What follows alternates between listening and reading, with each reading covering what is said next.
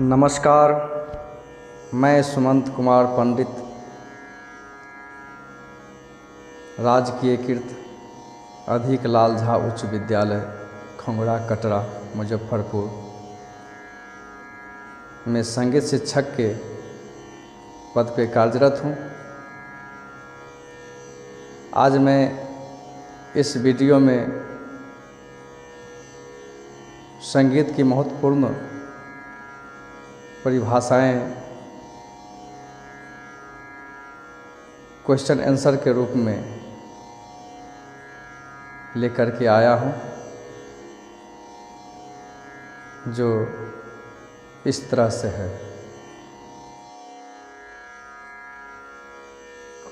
नाद किसे कहते हैं?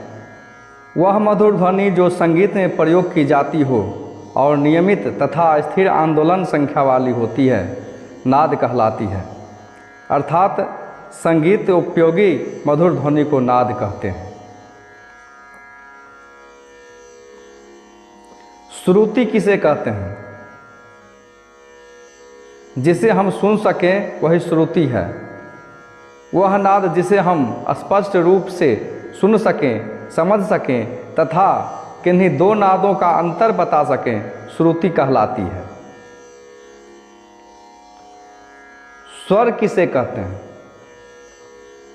एक सप्तक की 22 श्रुतियों में से चुनी गई 7 श्रुतियां जो एक दूसरे से कुछ अंतर पर है, स्वर कहलाती है।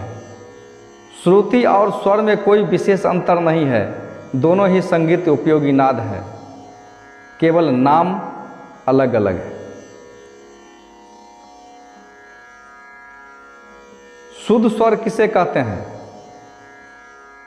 सा, रे, ग, म, प, ध और नी जब अपने निश्चित स्थान अर्थात श्रुतियों पर स्थिर रहते हैं तब वे शुद्ध अथवा प्राकृत स्वर कहलाते हैं। विकृत स्वर किसे कहते हैं? जब रे, ग, म, ध और नी अपने शुद्ध स्थान से ऊपर या नीचे की ओर लौटते हैं तब उन्हें विकृत या चल स्वर कहा जाता है। सप्तक किसे कहते हैं? सप्तक किसे कहते हैं? कर्मानुसार 7 शुद्ध स्वरों के समूह को सप्तक कहते हैं। अर्थात 7 स्वरों को कर्मानुसार कहने लिखने को सप्तक कहते हैं। राग किसे कहते हैं? रसात्मक राग अर्थात रस की अनुभूति ही राग है। रस की अनुभूति ही राग है। स्वरों तथा वर्णों से युक्त वह सुंदर रचना जिसे सुनकर आनंद की प्राप्ति हो, कानों को अच्छी लगे तथा चित्त को प्रसन्न करे, वह राग कहलाती है। वादी स्वर किसे कहते हैं? राग का सबसे महत्वपूर्ण स्वर वादी स्वर कहलाता है। इसे राग में राजा की संज्ञा दी जाती है। संवादी स्वर किसे कहते हैं? राग का द्वितीय महत्वपूर्ण स्वर संवादी कहलाता है। इसे राग में मंत्री की उपमा दी जाती है। अनुवादी स्वर किसे कहते हैं? वादी संवादी के अलावा राग में प्रयोग किए जाने वाले अन्य स्वर अनुवादी कहलाते हैं। इसे अनुचर की उपमा दी जाती है।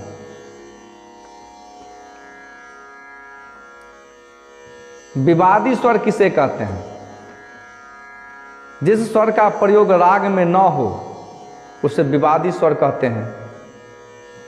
इसे शत्रु की उपमा दी जाती है, परंतु कभी कभी राग की सुंदरता बढ़ाने के लिए गुणीजन विवादी स्वर का क्षणिक प्रयोग करते हैं। जैसे राग बागश्री में पंचम का प्रयोग स ग म ध म प ध ग म ग रे सा। पकड़ किसे कहते हैं? वह विशिष्ट छोटा स्वर समुदाय जिससे किसी एक ही राग की पहचान होती है, उस राग का पकड़ कहलाता है। दूसरे शब्दों में राग सूचक स्वर समुदाय पकड़ कहलाते हैं। प्रत्येक राग की पकड़ एक दूसरे से भिन्न होती है। तान किसे कहते हैं? द्रुत लय में राग के स्वरों को आकार में विस्तार करने की क्रिया को तान कहते हैं। आलाप तथा तान में विशेष अंतर नहीं होता। तान करने से गीत को काफी समय तक बढ़ाया जा सकता है। ताली किसे कहते हैं? प्रत्येक ताल के अंतर्गत कुछ विभाजन रेखाएं रहती हैं जिनको दो तरह से दिखलाया जाता है। किसी ताल के सम पर प्रथम ताली होती है, साथ ही राग के अलावा जिन जिन मात्राओं पर तालियां पड़ती है उसे ताली कहते हैं। जैसे त्रिताल के पहली, पांचवीं और 13वीं मात्रा पर ताली पड़ती है। ताली का चिन्ह 2, 3, 4 होता है, जबकि सम का चिन्ह क्रॉस यानी कि गुना का है। खाली किसे कहते हैं? किसी भी ताल के किसी विभाग का वह हिस्सा जहां ताली न देकर हाथ से एक ओर फेंकते हुए हिला दिया जाता है, उसे खाली कहते हैं। जैसे 3 ताल के 9वीं मात्रा पर खाली होती है। ताल किसे कहते हैं? विभिन्न मात्राओं के विभिन्न समूहों को ताल कहते हैं। विभिन्न मात्राओं के विभिन्न समूहों को ताल कहते हैं। संगीत में तालों का स्वरूप मात्राओं को नापने तथा गाने के अनुरूप होता है। इस प्रकार लय मात्रा से ताल का निर्माण गाने की चाल के अनुरूप होता है। जैसे 3 ताल, दादरा, रूपक, झपताल, एक ताल। सम किसे कहते हैं? किसी भी ताल की प्रथम मात्रा पर पड़ने वाली ताली को सम कहते हैं।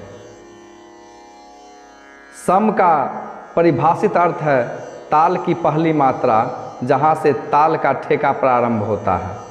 जैसे 3 ताल में प्रथम मात्रा सम कहलाती है। सम को X चिन्ह से सूचित किया जाता है। मात्रा किसे कहते हैं? हर काम की अपनी प्रति मिनट चाल होती है। संगीत में गाने बजाने की एक अपनी चाल होती है। उसके मापन क्रिया की इकाई को मात्रा कहते हैं। लय किसे कहते हैं? गायन, वादन और नृत्य में गति को एक समान कायम रखने या बरतने को लय कहते हैं। अर्थात संगीत में समान गति बरतने को लय कहते हैं। ठाट किसे कहते हैं?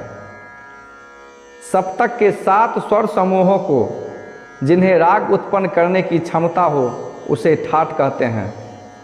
ठाट को प्राचीन काल में मेल कहा जाता है।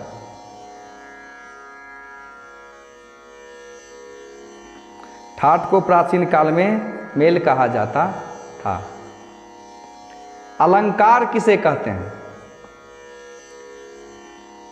कुछ विशेष नियमों से बंधे नियमानुसार स्वरों के चलन को अलंकार कहते हैं। इसे पलटा भी कहा जाता है। विभाग किसे कहते हैं? प्रत्येक ताल को कुछ छोटे छोटे भागों में विभाजित कर दिया जाता है। इन्हीं विभाजित भागों को विभाग कहते हैं। जैसे झपताल में 4 विभाग हैं, 3 ताल में 4 विभाग हैं, 1 ताल में 6 विभाग हैं। पूर्वांग किसे कहते हैं? सप्तक के 2 भाग होते हैं जिस राग के स्वरों का प्रयोग बहुतायत रूप में सप्तक के पूर्व अंग से हो, अर्थात जिस राग का पूर्व अंग अधिक प्रधान होता है उससे पूर्वांग राग कहा जाता है।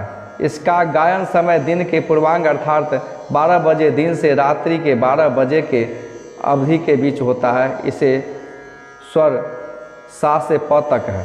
इसका स्वर सा से प तक है। उत्तरांग किसे कहते हैं? सप्तक का दूसरा भाग, जिस भाग में सप्तक के उत्तर अंग में स्वरों का प्रयोग बहुतायत रूप से होता है, अर्थात जिस राग में उत्तर अंग अधिक प्रबल हो वह उत्तरांग कहलाता है। इसे 12 बजे रात्रि के बाद 12 बजे दिन के बीच किसी समय गाया बजाया जा सकता है। इसके स्वर प से तार सा तक है। आश्रय राग किसे कहते हैं? 10 ठाटों के नाम जिन रागों के नाम पर दिए गए हैं उन रागों को आश्रय राग कहा गया है, क्योंकि उन्होंने उन ठाठों को अपने नाम का आश्रय दिया है। उन्हें ठाठ राग भी कहा जाता है।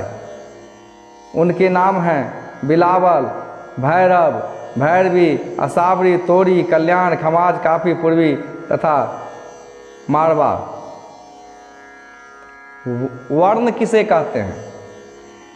गायन वादन के क्रम में विभिन्न क्रियाएं होती हैं, उन क्रियाओं को वर्ण कहते हैं। जैसे नीचे के स्वरों से ऊपर के स्वरों तक जाना अथवा ऊपर के स्वरों से नीचे के स्वरों तक आना। जनक ठाट किसे कहते हैं? स्वरों के उस मेल या समूह को ठाट कहा जाता है जो राग उत्पन्न करने में सक्षम हो। इसलिए इन ठाटों को जनक ठाट कहा जाता है, क्योंकि इन्हीं से रागों की उत्पत्ति मानी जाती है। आरोह किसे कहते हैं? किसी भी राग में स्वरों के चढ़ते या जाने के क्रम को आरोह कहते हैं, जैसे सा रे ग म प ध नि सा। अवरोह किसे कहते हैं? स्वरों के उतरते या लौटने के क्रम को अवरोह कहते हैं, जैसे सा नी ध प म ग रे सा। संगीत किसे कहते हैं? गायन, वादन एवं नृत्य तीनों कलाओं के मेल को संगीत कहते हैं। आवर्तन किसे कहते हैं? किसी भी ताल वाद्य पर किसी ताल के संपूर्ण बोलों को अथवा ठेका को एक बार प्रस्तुत करने को एक आवर्तन कहा जाता है। यह कार्य हाथ से ताल देने के साथ ही मुंह से उस ताल के पूरे बोल को एक बार बोलकर भी किया जा सकता है। जैसे धा धी ना धा तू ना